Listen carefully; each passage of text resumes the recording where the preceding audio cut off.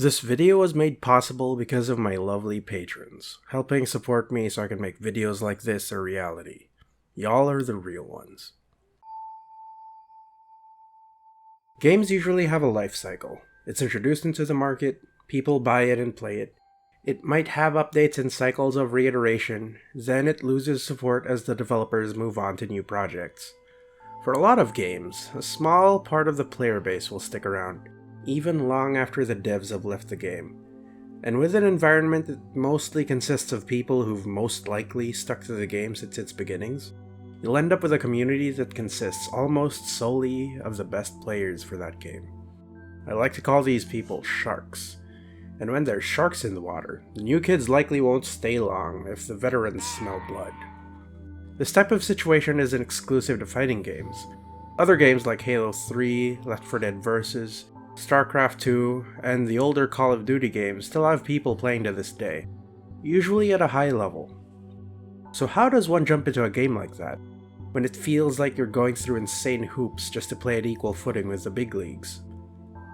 First things first, you should love the game. It goes without saying, if you dislike the game you're playing, you're not gonna have a good time. If you're in any way unenthusiastic to play the game, how you feel about it will be amplified from the losses you'll be getting from trying to learn the game. And truth be told, things are gonna be bad before they get good. So love the game you're playing. That way you won't get driven away so easily. Related to loving the game is having a good mental state when learning the game. And I have to emphasize this. You're gonna be learning the game, and you're gonna be doing a lot of learning. There's no winning to be had early on, so the little victories you want to be looking for are the small things. Did you land an anti-air in a fighting game? Celebrate it. Did you finally do that B&B online, the one that you've been practicing for a while now? Celebrate it. Did you get a sick flick in a shooter when your opponent peeked around a corner? Celebrate it. You're not gonna get much while you're starting off, so you better get what you can get. And speaking of getting things, do you know what's easy to get at this day and age? Information. We're in the information age. Resources for the game you're playing are most likely available after typing in a few words and pressing enter in a search engine. And if you're savvy enough, you can visit the more dedicated websites for game information. For fighting games in particular, Super Combo Wiki, Mizumi, and Dustloop all provide a wealth of knowledge for their games in their respective websites. Want to know the rate of fire or damage values for a certain gun in a shooter? Check the wiki. Do you want to know if this unit beats that unit in an RTS? Check the wiki. Want to know how fast your standing kick button is? Check the wiki. And last, and definitely not the least, is surprisingly optional. I'll get back to you on why I think that is. You're going to want to find a community.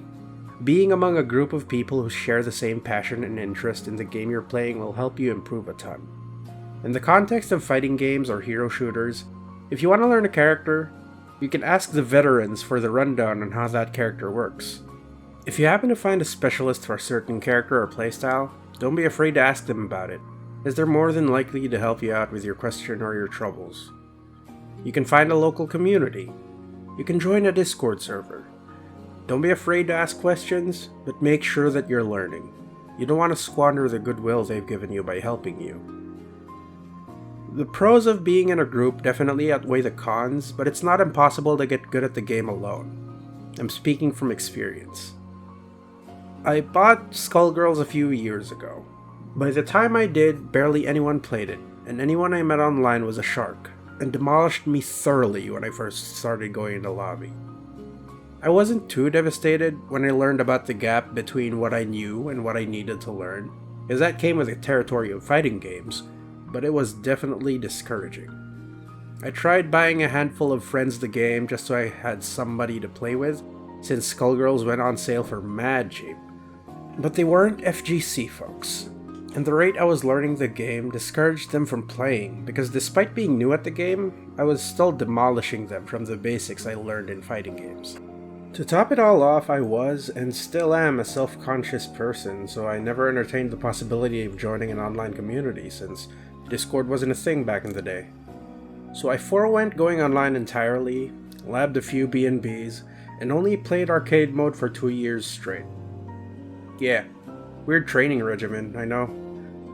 I didn't really think about it. I just knew that I liked the characters, especially the ones I was playing. I liked the game, and playing at least one round of Arcade Daily was pretty fun for me. I ended up pretty much perfecting my B&Bs for the characters that I use, and not much else was honed other than that. And as it turns out, it would be enough. Because after I felt confident enough to play online, I could finally do something against the regular players. It actually got to the point that I got 3rd place in a community-made Skullgirls tournament in Sajam's Discord, so yeah, that was a thing. Of course, playing arcade mode once a day for 2 straight years isn't exactly the most effective training regimen, and I wouldn't necessarily recommend anyone do it, but I'm also saying that it worked for me. So if you want to speed things up, definitely look for a community. So to reiterate, you should walk into the game you want to play with love already in your heart. You should have a decent mentality to start learning the game despite the difficulty you're going to face. You should look for resources online if you can, and if you can, find a community, online or offline, and ask around for help from them. Or just, play arcade mode daily for 2 years. That might help.